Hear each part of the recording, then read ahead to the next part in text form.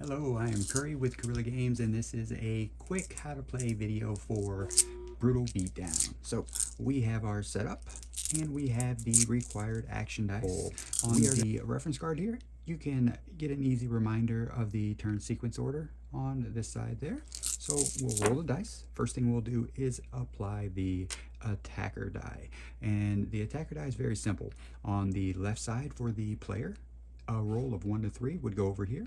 On the right side is the opponent. A roll of 4 to 6 will go here, with one caveat, and that being the fighter with the highest speed stat can re-roll a 3 or a 4. In this case, we have a 4 here, but our fighters are tied for highest speed, so it's null, and the opponent will be the attacker this turn.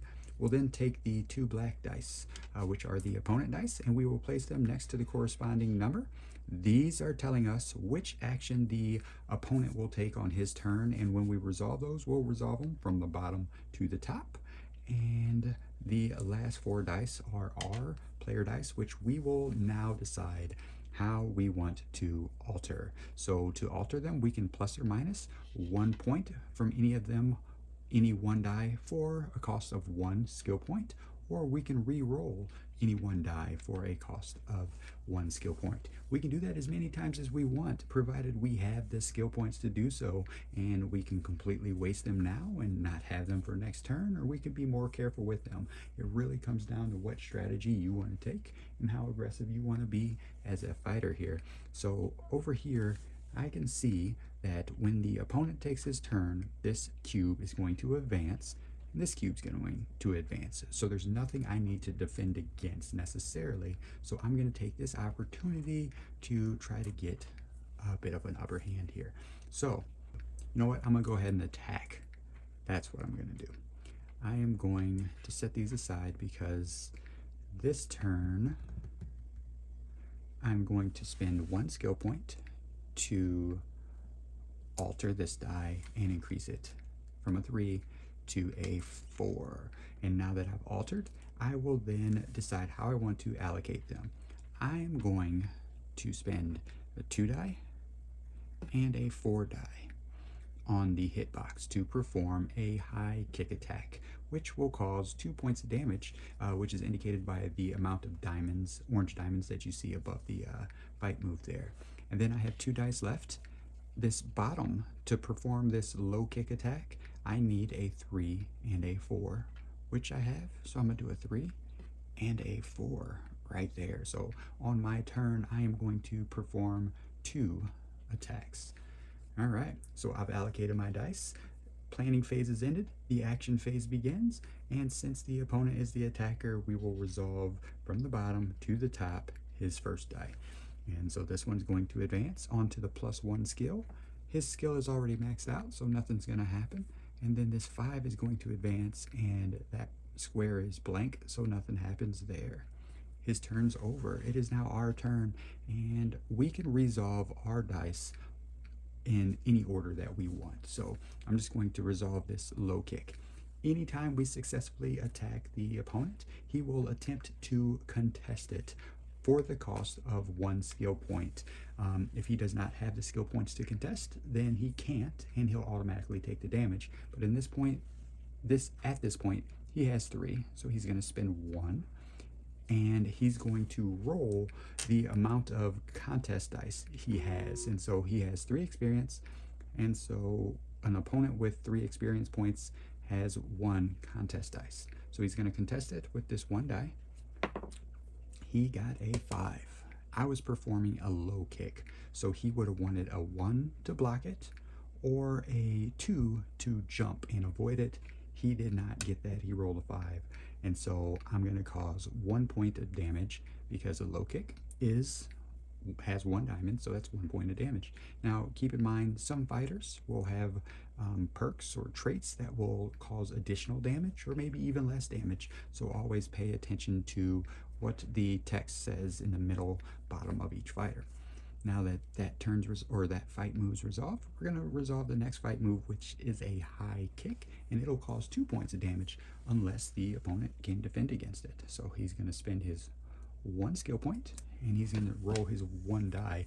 And since we're doing a high kick, he needs to either block it or he needs to duck it. So he would need a 1 or a 3 to successfully defend against this attack. And he got a 6. So very quickly we are whittling away at his health, and that will end the action phase. We would then reset any cubes that reach the last spot on the track. None of them did, so we'll ignore that. We will then gather all of the active action dice.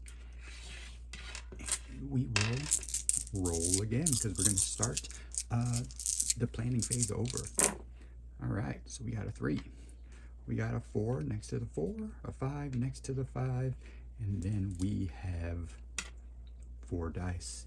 So here is where things are going to get tricky because he is going to advance both item tracks. So he will draw a card and equip a bottom item, and he'll draw another card and equip the top item. So he's going to have a lot of items. So I can do a couple of things here. I can continue to attack and hopefully kill him before he gets, or hopefully defeat him before he gets a chance to use those items and attack me.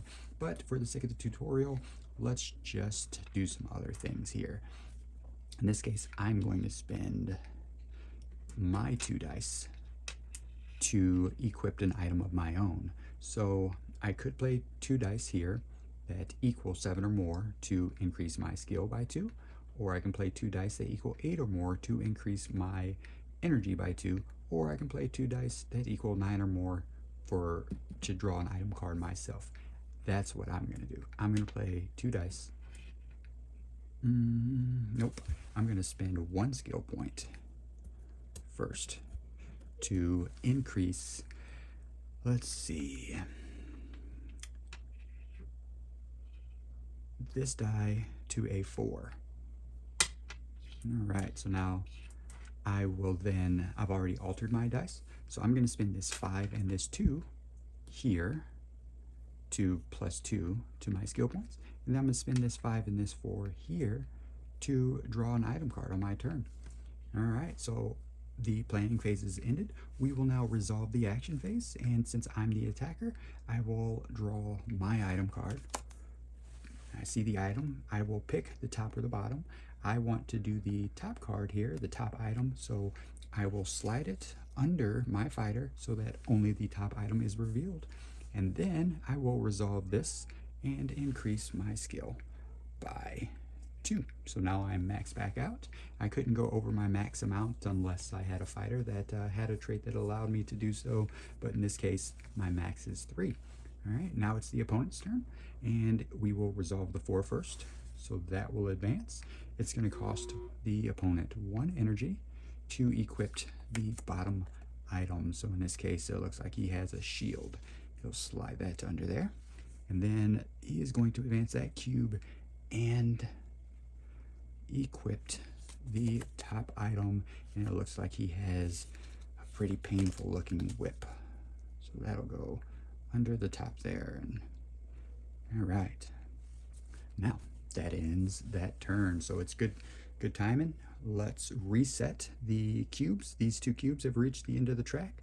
We'll move those back to the beginning, and then we will gather up the action die, and we will begin the planning phase again. So for the sake of the tutorial, let's say he rolled 2 2s. First things first, we will place the attacker die. Place the 2 dice there, and we will place the player action dice over on that side. Well, in this case, the opponent cannot roll doubles for 1, 2, or 3. Right here on the card, it says the opponent has to re-roll 1 die if doubles, and it'll cost him 1 skill point. So 1 skill point. In the event that he didn't have skill points, he would forfeit the die. All right, so we got a 2, and he got a 6. Now, that has ended.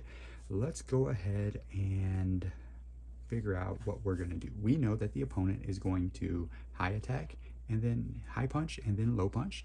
And then we know that the opponent will advance this cube.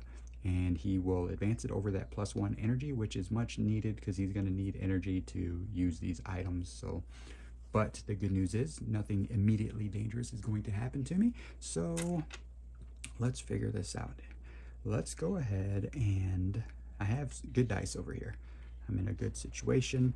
So looking at my item card, I have this top item. To use this, I would need a 3 or a 4, which is fine. I don't have those. However, I can modify my dice. So let's go ahead and spend 1 skill point to modify this this 2 here into a 3.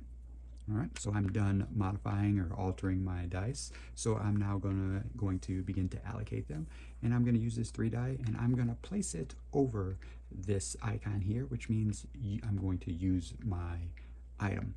If I needed to contest the opponent's die, I would place it over this one here. Okay, so I'm going to use an item this turn. I am going to play a 1 die to block his high punch, and then I'm going to play a 2 die to jump and avoid his low punch, and that keeps me with a 5, of which is extra for me. I don't have any, nope, I don't have any need for it, so I'm going to set it aside.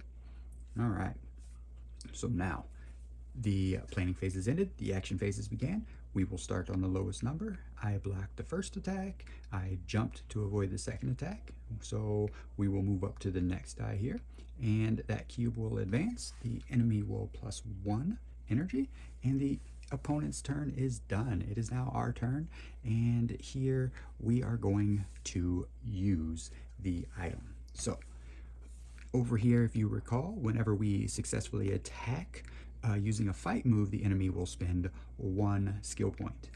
It also says on this card that they will spend 1 energy to contest an item.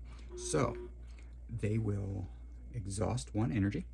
And again, if they don't have the energy to spend, then they simply can't contest. Now, in this case, the enemy will roll a die. They would need to match this requirement on this side to properly or successfully contest it, in which case it says a 4 or higher. They rolled a 3, so they cannot contest that item there. The only thing left to decide is what this item does. So now, since it's uncontested, I will roll a die, and if I get 2 to 5, I will cause 2 damage to the enemy. If I roll a 6, I'll cause 2 damage to the enemy, and they'll lose 1 energy. Now, if you see, the 1 wasn't represented. That means if I roll a 1, this attack does miss. So there's still a chance. It's not a guaranteed success. So let's go ahead, let's roll a die and see what we get here. I got a 1. So all I needed to do was hit that guy, and I missed. And so that fighter can survive to the next round. And in that way, Brutal Beatdown is played. It's just back and forth, trying to figure out how you're going to strategically use your dice, where you're going to allocate them to, when you're going to increase your energy or use your energy. It's really up to you how you're going to decide on how you're going to do all of those things. And in that way, you'll either succeed or fail.